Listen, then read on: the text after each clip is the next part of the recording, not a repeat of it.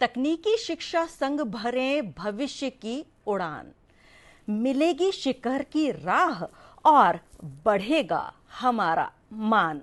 उच्च शिक्षाओं की तैयारी अब होगी बेहद आसान। नमस्कार एमपी के मंच से चमकेगा पूरा मध्य प्रदेश हमारा महान। जी हाँ, इन्हीं पंक्तियों के साथ नमस्कार दर्शकों, मैं आपका स्वागत करने के लिए यहाँ उपस्थित हूँ पूर्वा राय। जी हाँ, दिन है सोमवार का और हम आपके लिए लेकर आए ढेर सारे ज्ञान का भंडार, क्योंकि आज हम बात करेंगे तकनीकी शिक्षा की, साथ ही साथ में उच्च स्तरीय परीक्षाओं की तैयारी आप किस प्रकार से करेंगे। इन दोनों विषयों की खास जानकारियां लेकर आए हैं हमारे विषय विशेषज्ञ। और अगर आपके मन में इन विषयों को लेकर कुछ प्रश्न या जिज्ञासा है तो जल्दी से हमारे फोन नंबर्स नोट कर लीजिए, क्योंकि यह हमारा लाइव फोन इन कार्यक्रम है।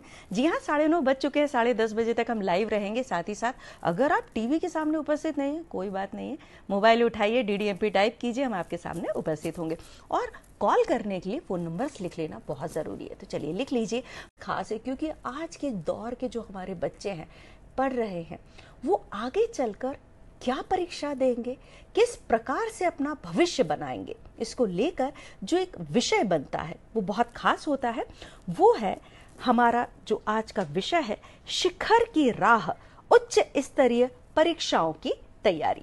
और इस विषय को लेकर आज हमारे साथ उपस्थित है हमारे विशेष अतिथि। चलिए इनका स्वागत कर लिया जाए। आप श्री प्रशांत शर्मा जी, आप मध्य प्रदेश के प्रसिद्ध शिक्षाविद हैं, साथ ही साथ आप करियर काउंसलर भी है। तो नमस्कार सर, बहुत बहुत स्वागत है आपका जी। तो चलिए, सबसे पहले तो जो बच्चे हैं उनका थोड़ा सा भविष्य को लेकर जो कुछ मन में जिज्ञासाएं हैं या फिर कुछ घालमेल चल रहा है कि भाई मैं क्या लेने वाला हूं, क्या करने वाला हूं, उसकी संपूर्ण जानकारियां देते हैं हमारे शिक्षाविद जो है, इनके पास चलते हैं। सर, सबसे पहले तो मन में आता है हम चाहें ऐसी परीक्षा को लेकर जो कि देश के सर्वोच्च पद पर हमें लेकर जाए। हम आईआईटी चुनते हैं, यूपीएससी चुनते हैं, वो कौन से बच्चे होंगे जो ये परीक्षाएं दे सकते हैं, और कितना परसेंटेज होता है कि कोई भी बच्चा सोचे इसको लेकर कि मैं आईआईटीएन बन जाऊं या फिर यूपीएससी क्रॉस कर लूं। तो क्या सारे सब्जेक्ट के बच्चे इनको परीक्षा दे सकते हैं, और सफलता का क्या मापदंड होता है, कितने परसेंट पास हो सकते हैं? पूर्वा जी, आज के इस प्रोग्राम के अंदर जिस प्रकार से आपने प्रश्न रखा है कि बच्चे कौन दे सकते हैं, तो आपको मैं बताऊं कि 29 जुलाई 2020 से जो हमारी न्यू एजुकेशन पॉलिसी लागू हुई है, उसमें भविष्य की ओर, शिखर की ओर, जो कार्यक्रम का नाम है, उस शिखर की राह को बहुत आसान बना दिया गया है। और इस चीज के अंदर ये देखा गया है कि चाहे वो आर्ट का स्टूडेंट हो, हाँ, या बायो का स्टूडेंट हो, या मैथ्स का स्टूडेंट हो, या कॉमर्स का स्टूडेंट हो, अच्छा, या एग्रीकल्चर, किसी भी विषय का स्टूडेंट हो, उसको अलग अलग सब्जेक्ट चुनने की आजादी दे दी गई है। कॉम्बिनेशंस बना दिए गए हैं, अच्छा, कि आपको जिस क्षेत्र में जाना है उस चीज के लिए कॉमन कर दिया। दूसरी चीज, इन व्यवस्थाओं को, एनईपी को समझाने के लिए हर कॉलेज के अंदर एक काउंसलर बैठा दिया गया है। वो काउंसलर भी आपको बहुत अच्छी तरह से समझा देगा। दूसरी चीज आती है कि हमारे विषयवार, हम आज जो बात करने वाले हैं वो विषयवार बात करने वाले हैं कि हमारे आर्ट के बच्चों को किस प्रकार से हम गाइडेंस करें कि वो किन किन क्षेत्रों में कौन कौन सी परीक्षाएं दें, जिससे वो उच्च शिक्षा के लिए अपना एडमिशन ले सकते हैं। तो अगर हम इस चीज को अपने पूरे कार्यक्रम में हम विषयवार रखेंगे कि आर्ट का स्टूडेंट कितनी परीक्षाएं उच्च शिक्षा हेतु दे सकता है, अपना उच्च लेवल के जो प्रतिष्ठित संस्थान हैं हमारे देश के, उनमें एडमिशन का प्रोसीजर क्या होता है। क्योंकि एनईपी में यह देखा गया है कि जो बच्चे, इसमें यह देखा जाता था कि अपनी मार्क्स के लिए, 12th के मार्क्स के लिए एकदम से बहुत एग्रेसिव होते थे कि नहीं, मेरे तो 90% आना चाहिए, 99% आना चाहिए, कट ऑफ उसी हिसाब से बनता था। अब वो एक धारणा खत्म हो गई है। अब प्रवेश परीक्षाएं हो गई हैं, उस प्रवेश परीक्षाओं के माध्यम से ही ये डिसाइड होता है कि बच्चा कहां जाएगा। मतलब जो 12th के मार्क्स हैं वो अब उतने मायने नहीं रख रहे हैं। बिल्कुल एग्जैक्टली उतने मायने नहीं रख रहे हैं। यहां सिर्फ मैं एक चीज और बताना चाहता हूं कि 12th के मार्क्स, जो हमारी जेई जो एडवांस की परीक्षा होती है, मेंस की परीक्षा होती है, इसमें जरूर 12th के मार्क कम से कम 75% प्रतिशत आना चाहिए, तब आपको IIT में सिलेक्शन मिलता है। इसके अलावा जितने भी संस्थान हैं उसमें आपकी प्रवेश परीक्षा में जो भी आपका परसेंटाइल है उसके बेस पे आपको सिलेक्शन मिल जाता है। चलिए, बहुत ही अच्छी बात है। थोड़ी सी तकनीकी शिक्षा की भी बात कर ली जाए। कॉलर जुड़ चुके हैं, डॉक्टर निखिल श्रीवास्तव हैं ये उत्तर प्रदेश से। नमस्कार, बहुत स्वागत है आपका कार्यक्रम में। रखें अपना प्रश्न। मेरी आवाज अगर आप तक पहुंच रही है तो प्रश्न रखें। हाँ, प्रशांत जी को नमन है। मैं निखिल श्रीवास्तव जी, फर्रुखाबाद उत्तर प्रदेश से बोल रहा हूँ। एक क्वेश्चन मेरा ये है कि उच्च अध्ययन हेतु जो जी, नीट, CUT और कैट वगैरह की जो तैयारी में क्या अंतर है इनमें, और ऑनलाइन और ऑफलाइन अध्ययन में कौन सा अधिक प्रभावी है? सबसे पहले तो निखिल जी, आपने बहुत ही बेसिक क्वेश्चन किया है, क्योंकि अगर ये बच्चा इस प्रश्न को समझ गया है तो वो ये समझ जाएगा कि CUT जो एग्जाम है उसमें किस प्रकार से पेपर आते हैं आपका, या क्लेट है उसमें किस प्रकार से पेपर आते हैं, हमारी नीट में किस प्रकार से पेपर आते हैं, जेई में किस प्रकार से पेपर आते हैं। मुख्य में बेसिक अंतर जो थोड़ा सा कंफ्यूजन है वो क्लेट और CUET को लेके है। आपको मैं बता दूं कि CUT में जो भी प्रश्न आते हैं वो उसमें CUET में 50, एक सब्जेक्ट में 50 प्रश्न होते हैं। प्रत्येक प्रश्न का सही आंसर देने पे आपको 5 नंबर मिलते हैं, रॉन्ग आंसर देने पे आपका 1 नंबर माइनस हो जाता है। इसमें अधिकतम 5 पेपर ही आप दे सकते हैं, जिसमें एक पेपर हमारा जो भाषा का होता है, एक पेपर हमारा जो जनरल अवेयरनेस उस चीज में होता है, और 3 पेपर हमारे सब्जेक्टिव होते हैं। उन 3 पेपर में से उसमें तो काफी सब्जेक्ट है, लेकिन में अधिकतम आप 3 पेपर ले सकते हैं। इस प्रकार से 5 का कॉम्बिनेशन है। इसके एग्जाम्स जो है वो कॉम्बिनेशन इस प्रकार से डाला गया है कि एक दिन में अधिकतम आपके 3 पेपर ही हो सकते हैं। एक सेट जो है वो 1 घंटे का होता है। अगर आप तीनों दे रहे हैं तो आपको 3 घंटे उस चीज में लगेंगे। दूसरी चीज आती है कि हमारा जो क्लेट का एग्जाम होता है उसमें किस प्रकार से होता है। क्लेट में 5 सेक्टर्स में इसको बांटा गया है, जिसमें हमारा एक इंग्लिश होता है, दूसरा मैथ्स होता है, तीसरा CA होता है, हमारा चौथा लीगल रीजनिंग होता है, और 5वां हमारा लीगल रीजनिंग है, और लॉजिकल रीजनिंग हमारी इस चीज में होती है। तो हमारे जो CA अर्थात करंट अफेयर्स है, इसमें हमें बच्चे को उस हिसाब से प्रिपेयर करना पड़ता है। इसके सिमिलर हमारा एलिट का टेस्ट होता है जो नेशनल लॉ यूनिवर्सिटी दिल्ली है, उसके लिए ये तीनों पेपर में थोड़े से फर्क हैं, वो बच्चे को समझना होंगे। और अगर बच्चा समझ जाता है तो निश्चित ही, और नीट में आपको जो सब्जेक्टिव होते हैं, जो आपके विषय संबंधी होते हैं, जिसमें फिजिक्स आएगा, केमिस्ट्री आता है, बायोलॉजी, बॉटनी आती है, और हम जेई में देखेंगे तो हमारा जेई में मैथमेटिक्स होता है, फिजिक्स होता है, केमिस्ट्री होता है। ये उनके बेसिक पेपर्स होते हैं। जी जी, बहुत ही अच्छे से आपने समझाया। शैलेश शर्मा जी जुड़ चुके हैं हमारे साथ में टीकमगढ़ से। नमस्कार, स्वागत है आपका। रखें प्रश्न। जी, मेरी आवाज अगर शैलेश जी आप तक पहुंच रही है तो प्रश्न रखें कृपया कर। जी नमस्ते। नमस्कार सर, ये क्या BSc परीक्षा के लिए, BSc नर्सिंग के लिए, हाँ जी, मतलब कौन सी परीक्षा देनी पड़ेगी? हाँ, नर्सिंग के लिए कौन सी परीक्षा देनी पड़ेगी? अरे बड़ी खास है, और आज के युग में युवा वर्ग हमारा इस ओर बहुत उसमें जा रहा है। तो मैं शैलेश जी को बताना चाहूँगा। शैलेश जी, अगर जो भी बच्चे हमारे नर्सिंग BSc के लिए करने जा रहे हैं, या नर्सिंग BSc करने के लिए जा रहे हैं, तो उनके लिए आधिकारिक जो हमारे एडमिशन्स होते हैं वो CUET के तहत होते हैं। 2 आपको, जैसे मैंने बताया है कि एक आपको लैंग्वेज का पेपर देना पड़ेगा। लैंग्वेज में आपकी कोई भी लैंग्वेज हो सकती है, हिंदी, इंग्लिश, उर्दू, संस्कृत, या आपकी रीजनल लैंग्वेज। और हमारा एक करंट अफेयर्स का भी पेपर इस चीज में होता है। इसके बाद सब्जेक्टिव होते हैं, तो आपको नर्सिंग का सब्जेक्ट उसमें ऑप्ट करना पड़ेगा। एक तरीका ये होता है। दूसरा, आप नीट के एग्जाम देके भी नर्सिंग में प्रवेश ले सकते हैं।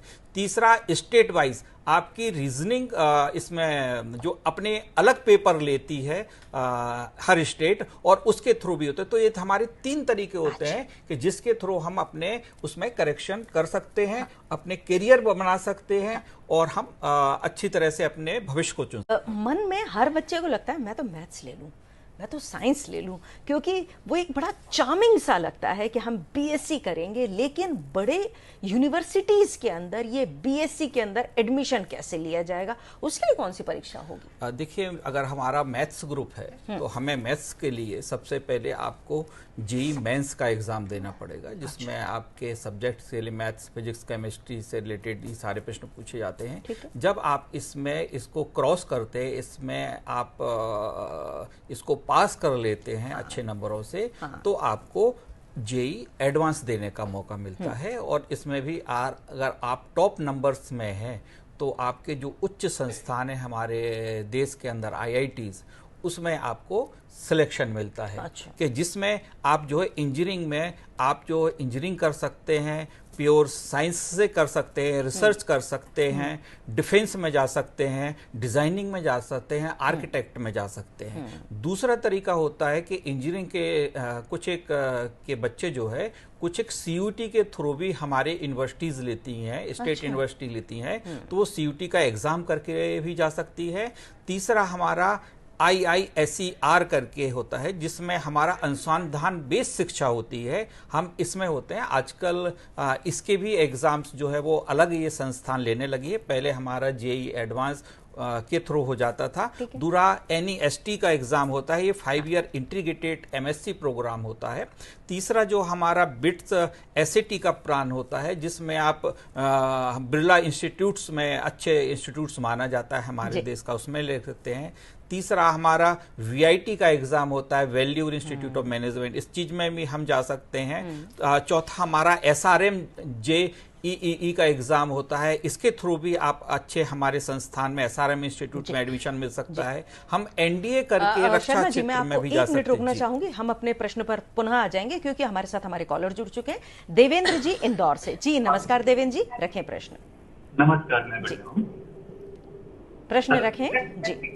हाँ, मेरा क्वेश्चन ये था कि बच्चे कई बार कंफ्यूज भी होते हैं कि मेरे को अभी तो ये लेना है, फिर बाद में कुछ चेंज करना है। बार बार हम कैसे समझे कि बच्चा मतलब इनकी फील्ड में डालना चाहिए या कुछ ऐसा?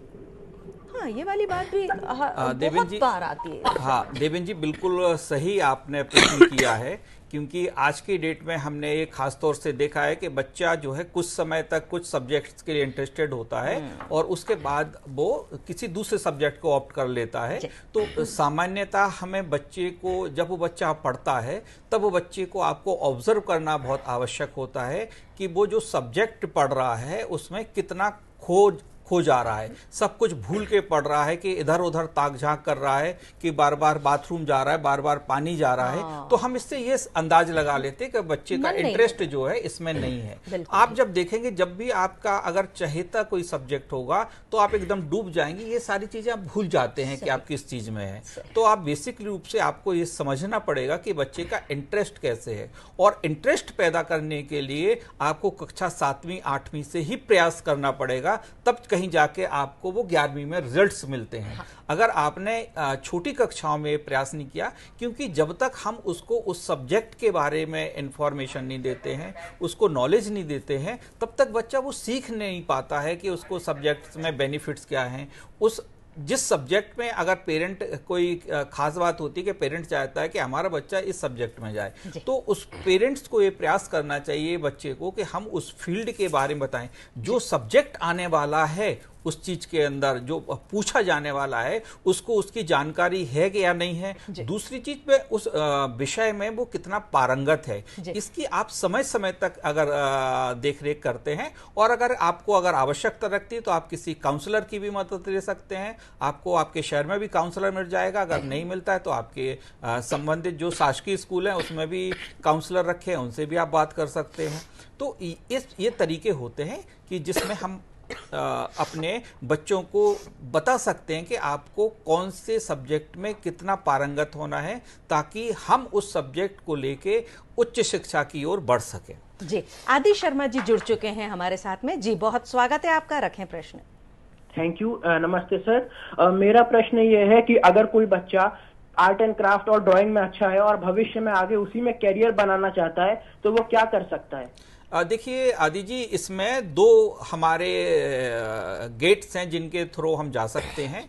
एक हमारा, जैसे मैंने बताया कि जेई का पेपर होता है, इसके थ्रू आर्किटेक्ट इंजीनियरिंग होता है, हम इसमें भी जा सकते हैं। और एक खास उस चीज में होती है, वो होती है डिजाइनिंग क्षेत्र। डिजाइनिंग क्षेत्र में हम जैसे नेशनल इंस्टीट्यूट ऑफ डिजाइन है, डिफरेंट टाइप के डिजाइनिंग की चीजें बताई जाती हैं। कई वोकेशनल कोर्स के लिए भी इस चीज में चलता है कि आप फैशन डिजाइन में जाना चाहते हैं, आप हेयर कटिंग उस चीज में जाना चाहते हैं, आप बहुत सारी चीज ऐसे हैं, आपको पेपर क्राफ्ट में जाना चाहते हैं, आप पेंटिंग्स में जाना चाहते हैं, उसके लिए NID DAT एक एग्जाम होता है, UCEED एक एग्जाम होता है, दूसरा NIFT का एक एंट्रेंस एग्जाम होता है। आप इन परीक्षाओं के जरिए भी इस क्षेत्र में जा सकते हैं। जी मैम, जो नए युग की तकनीकें हैं, और एक और इसके साथ मैं ऐड ऑन करना चाहूंगी कि ये तो हुई मैथ्स और साइंस स्ट्रीम वाले, BSc वाले, लेकिन अगर मेरी इच्छा है कि मैं MBBS करूं तो फिर उसके लिए क्या करना पड़ेगा? ये दोनों प्रश्नों को समाहित तौर पर बिल्कुल आजकल के समय में देखा जा रहा है कि 3 सब्जेक्ट्स मुख्य रूप से देखे जा रहे हैं। इनफैक्ट ये हम चौथा भी अगर इसमें डाल दें तो कोई वो नहीं है। इसमें हमारा नीट है, जेई है, CUET है, क्लैट है, और हमारा तीसरा कॉमर्स के लिए CA के एग्जाम्स वगैरह है। हमने जो बायोलॉजी के जो स्टूडेंट्स हैं उनके लिए मुख्य जो उच्च परीक्षा के लिए जो टेस्ट होता है वो होता है नीट का, जो कि आपने देखा होगा कि अभी हाल में ही उसके एग्जाम्स हुए हैं। इसमें आपको BSc में एडमिशन मिलता है नीट के थ्रू। जो हमारी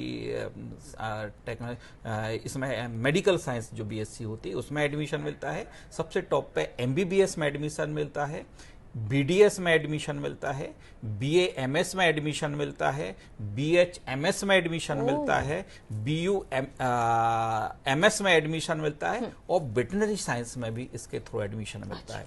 दूसरी जो परीक्षा आती है बायोलॉजी के स्टूडेंट्स के लिए वो CUET आती है, जिसमें BSc से रिलेटेड बहुत सारे कोर्सेज है कि आप बायोलॉजी से कर सकते हैं, जूलॉजी से BSc कर सकते हैं, माइक्रोबायोलॉजी से कर सकते हैं, नर्सिंग से भी कर सकते हैं, जैसे एक प्रश्न भी आया था। इसके अलावा हमारा कि एक एग्जाम और होता है IISER एप्टीट्यूड टेस्ट होता है, जिसमें हमारा BS MS इंटीग्रेटेड प्रोग्राम है। इसमें आप एडमिशन ले सकते हैं, बायोलॉजी साइंस में ले सकते हैं, बायोलॉजी टेक्नोलॉजी में ले सकते हैं, माइक्रो बायोलॉजी में ले सकते हैं, लाइफ साइंस में एडमिशन ले सकते हैं। इसके अलावा अगर शुद्ध विज्ञान में आप करना चाहते हैं तो उसके लिए NEST एक परीक्षा होती है, वो आपको पास करना पड़ेगा। और कृषि के क्षेत्र में अगर आप जाना चाहते हैं तो ICAR एक एग्जाम होता है, जिससे इसके थ्रू भी आप उच्च शिक्षा के लिए जो हमारे टॉप क्लास देश के इंस्टीट्यूट हैं उसमें आप BSc एग्रीकल्चर, BSc हार्टिकल्चर, है ना, डेयरी टेक्नोलॉजी। मैं आपको रोका, प्रश्न जो था वो अधूरा रह गया था कि आप समझा रहे थे कि BSc में एडमिशन कैसे होगा। और एक और इसके साथ मैं ऐड ऑन करना चाहूंगी कि ये तो हुई मैथ्स और साइंस स्ट्रीम वाले, BSc वाले, लेकिन अगर मेरी इच्छा है कि मैं MBBS करूं तो फिर उसके लिए क्या करना पड़ेगा? ये दोनों प्रश्नों को समाहित तौर पर बिल्कुल आजकल के समय में देखा जा रहा है कि 3 सब्जेक्ट्स मुख्य रूप से देखे जा रहे हैं। इनफैक्ट ये हम चौथा भी अगर इसमें डाल दें तो कोई वो नहीं है। इसमें हमारा नीट है, जेई है, CUET है, क्लैट है, और हमारा तीसरा कॉमर्स के लिए CA के एग्जाम्स वगैरह है। हमने जो बायोलॉजी के जो स्टूडेंट्स हैं उनके लिए मुख्य जो उच्च परीक्षा के लिए जो टेस्ट होता है वो होता है नीट का, जो कि आपने देखा होगा कि अभी हाल में ही उसके एग्जाम्स हुए हैं। इसमें आपको BSc में एडमिशन मिलता है नीट के थ्रू। जो हमारी इसमें मेडिकल साइंस जो BSc होती है उसमें एडमिशन मिलता है। सबसे टॉप पे MBBS में एडमिशन मिलता है, BDS में एडमिशन मिलता है, BA MS में एडमिशन मिलता है, BH MS में एडमिशन मिलता है, BU MS में एडमिशन मिलता है, और वेटनरी साइंस में भी इसके थ्रू एडमिशन मिलता है। दूसरी जो परीक्षा आती है बायोलॉजी के स्टूडेंट्स के लिए वो CUET आती है, जिसमें BSc से रिलेटेड बहुत सारे कोर्सेज है कि आप बायोलॉजी से कर सकते हैं, जूलॉजी से BSc कर सकते हैं, माइक्रोबायोलॉजी से कर सकते हैं, नर्सिंग से भी कर सकते हैं, जैसे एक प्रश्न भी आया था। इसके अलावा हमारा कि एक एग्ज़ाम और होता है IISER एप्टीट्यूड टेस्ट होता है, जिसमें हमारा BS MS इंटीग्रेटेड प्रोग्राम है। इसमें आप एडमिशन ले सकते हैं, बायोलॉजी साइंस में ले सकते हैं, बायोलॉजी टेक्नोलॉजी में ले सकते हैं, माइक्रो बायोलॉजी में ले सकते हैं, लाइफ साइंस में एडमिशन ले सकते हैं। इसके अलावा अगर शुद्ध विज्ञान में आप करना चाहते हैं तो उसके लिए NEST एक परीक्षा होती है, वो आपको पास करना पड़ेगा। और कृषि के क्षेत्र में अगर आप जाना चाहते हैं तो ICAR एक एग्जाम होता है, इसके थ्रू भी आप उच्च शिक्षा के लिए जो हमारे टॉप क्लास देश के इंस्टीट्यूट हैं उसमें आप BSc एग्रीकल्चर, BSc हार्टिकल्चर, है ना, डेयरी टेक्नोलॉजी। मैं आपको रोकना चाहूंगी, विनोद गुप्ता जी जुड़ चुके हैं इंदौर से। जी बहुत स्वागत है विनोद जी, रखें प्रश्न अपना। मैम नमस्कार। मैम नमस्कार जी, प्रश्न रखें। मैम मैं ये पूछना चाहता हूँ कि इलेक्ट्रॉनिक्स एंड कम्युनिकेशन से मैंने इंजीनियरिंग कंप्लीट करी है। तो इसमें इलेक्ट्रॉनिक्स में पूछना चाहता हूँ कि आगे फ्यूचर क्या है मैम, किस फील्ड में अपन इलेक्ट्रॉनिक्स में आगे बढ़े कि अपना भविष्य मतलब वो।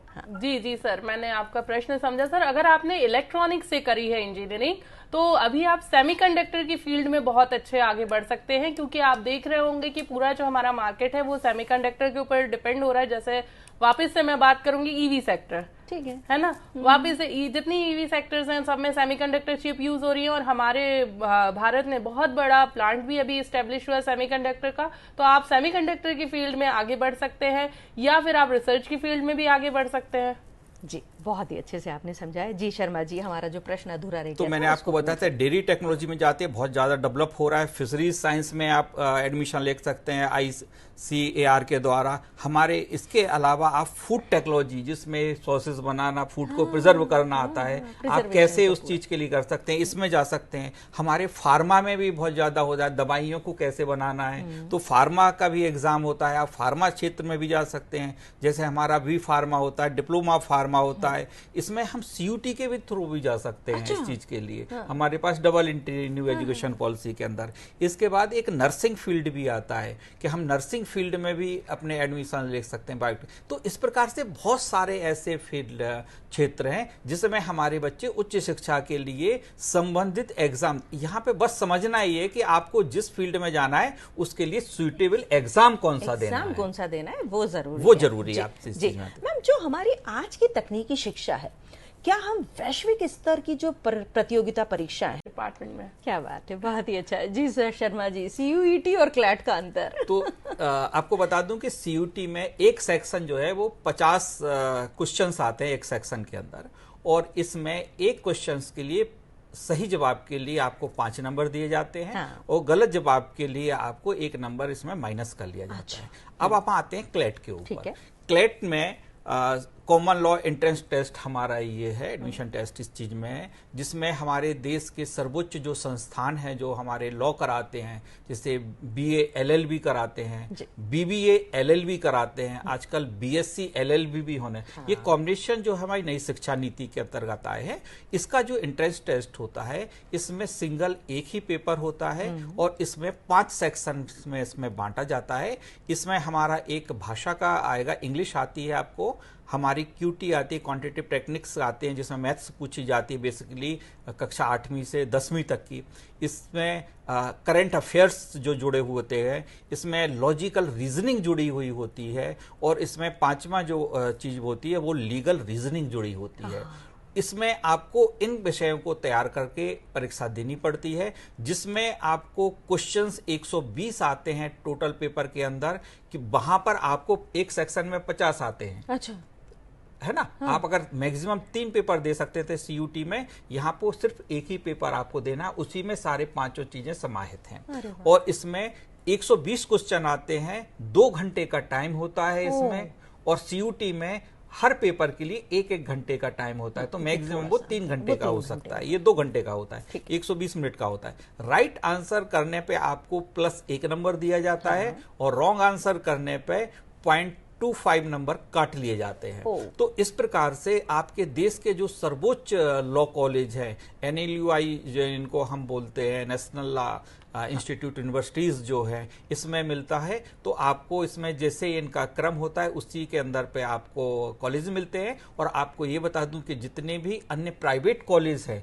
वो हमारे इसमें क्लेट को अधिक मान्यता देते हैं सीयूईटी के अपेक्षा। बिल्कुल। तो हमारे प्राइवेट संस्थान वो है वो इन्हीं के मार्क्स के आधार पर लेते हैं, इसलिए दोनों परीक्षाएं को समझना बहुत आवश्यक होता है। जी, बहुत ही। शालिनी जी रखें प्रश्न अपना। हेलो जी, प्रश्न रखें। नमस्कार मैम। नमस्कार। मुझे ये पूछना था मैम, मैंने अभी 12th पास आउट करा है। हाँ। तो मुझे फैशन डिजाइनिंग का मैं करना है, तो मैं डिप्लोमा करूँ या इसमें और भी कोई स्कोप है या मैं उसको कर सकती हूँ या अदर फील्ड कोई है? जी शर्मा जी। जी मैम, इसमें जी दोनों लोग एक एक करके जी। हाँ, दोनों इसमें अपनी अपनी राय सबसे दें। हमारा जो इंस्टीट्यूट है देश के, इसमें हमारे IIMs फैशन डिजाइनिंग में बहुत अच्छे कोर्स करा रहे हैं, जो कि national institute of fashion technology से रिलेटेड है। इसमें हमारे मुख्य रूप से हमारी जो परीक्षा ऑर्गेनाइज की जा रही है UCEED एग्जाम होता है, उसके थ्रू आप इस क्षेत्र में जा सकते हैं। इसके अलावा NID DAT एग्जाम होता है, हम इसके थ्रू भी हमारे फैशन डिजाइनिंग में जा सकते हैं। इसके अलावा NIFT होती है, इसके थ्रू भी आप उच्च उसमें शिक्षा के लिए जा सकते हैं। और बेसिक शिक्षा के लिए आपको पॉलिटेक्निक में भी ये कोर्स कराए जाते हैं। जी। तो आप जहां पे भी जिस लेवल में अगर आपने 12th किया है तो निश्चित ही उच्च शिक्षा के लिए आपको 3 एग्जाम फिर से नोट कर लें, UCEED, NID DAT और तीसरा NIFT एंट्रेंस एग्जाम। इसके थ्रू आप उच्च शिक्षा में प्रवेश ले सकते हैं फैशन डिजाइनिंग के क्षेत्र में। थोड़ा से मैम आपसे